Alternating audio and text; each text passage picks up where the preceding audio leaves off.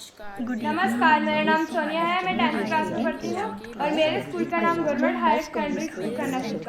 आज मैं आप सबको महात्मा गांधी जी के बारे में कुछ बताऊंगी। महात्मा गांधी का जन्म 2 अक्टूबर 1869 को गुजरात के पोरबंदर नामक स्थान पर हुआ था। इनका पूरा नाम मोहनदास करमचंद गांधी था। इनके पिता का नाम करमचंद था। इनकी माता जी का नाम पुतलीबाई था। ये करमचंद गांधी के ससुराल थे। महात्मा गांधी दक्षिण अफ्रीका में लगभग 21 वर्ष तक रहे। वर्ष 1893 में गांधी जी गुजरात के राजकोट में वकालत की प्रैक्टिस किया करते थे। तब उन्हें दक्षिण अफ्रीका से अब्दुल्ला ने एक मुकदमा लड़ने के लिए दिया था। गांधी जी पानी के जहाज पर सवार होकर दक्षिण अफ्रीका के डरबन पहुंचे थे। गांधी जी दक्षिण अफ्रीका से 9 जनवरी 1915 में महात्मा गांधी दक्षिण अफ्रीका से भारत लौटे थे। महात्मा गांधी की हत्या 30 जनवरी 1948 को नाथूराम गोडसे ने इनकी गोली मारकर हत्या कर दी। धन्यवाद। बड़ा सोना है और राष्ट्रपिता बनाना तेरे चाहते थे। बिना बड़ा सोना है असूलों ये के जहां। पक्के थे। कितने खुश नसीब हैं वो असूल बनाए थे, जिनके पास लोगों है को माँ उपदेश तो देते और थे, होते लेकिन सबसे बदनसीब पहले वो कितने उन उपदेशों जिनके को, पास उन न उसूलों को होती अपनी निजी माँ। जिंदगी के ऊपर परखते थे। इसीलिए उनको किसी शायर ने बनाते कहा थे, है, फिर उसके हे बाद माँ वो दूसरों को सलाह मुझे मशवरा अपने आंचल में देते थे। छुपा ले, एक घटना गले उनके से जीवन लगा की ले मैं आपके साथ और साझा करना मेरा चाहता हूँ। कोई एक नहीं, बार क्योंकि की माँ के घटना सिवा है, एक दुखी और माँ इतना महात्मा जो गांधी जी के पास आती है हमदर्दी का जो और रिश्ता माँ का होता वो है, महात्मा ऐसा रिश्ता गांधी जी से कोई नहीं होता। निवेदन बच्चों, करती है कि भूल मेरा मेरी बेटा जो छोटी है सी भूल जाओ बहुत माता, गुड़ खाता है, ऐसे कोई गुड़ अपनों से खाने रूठ की नहीं इसकी जाता। आदत जो है बहुत रूठ गया हूँ तो बढ़ गई है। मुझको मना ये ले, आदत कैसे गले से खत्म लगा हो, ले मुझे कि इसका कोई और तरीका मेरा बताओ।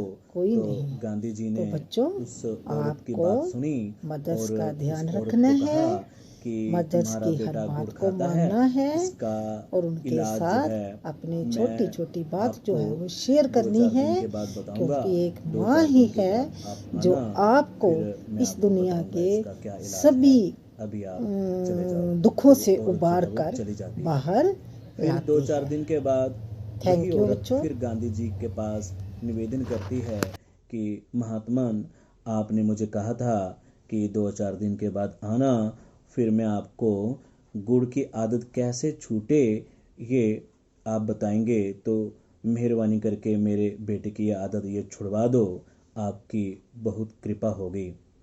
तो महात्मा गांधी जी ने उसकी बात फिर सुनी। थोड़ी देर वो चुप रहे, उस बालक की तरफ देखते रहे। फिर उस औरत को कहा कि बस 2-4 दिन के बाद फिर आना, थोड़े दिनों के बाद मैं आपको अवश्य बताऊंगा कि इसकी आदत कैसे छूटेगी।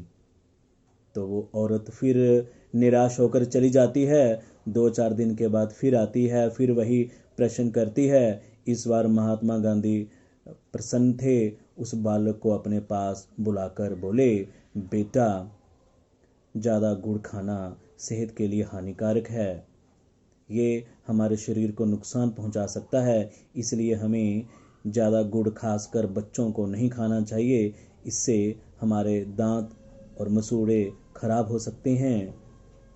तो महात्मा गांधी की ये बात सुनकर औरत आश्चर्यचकित हो गई।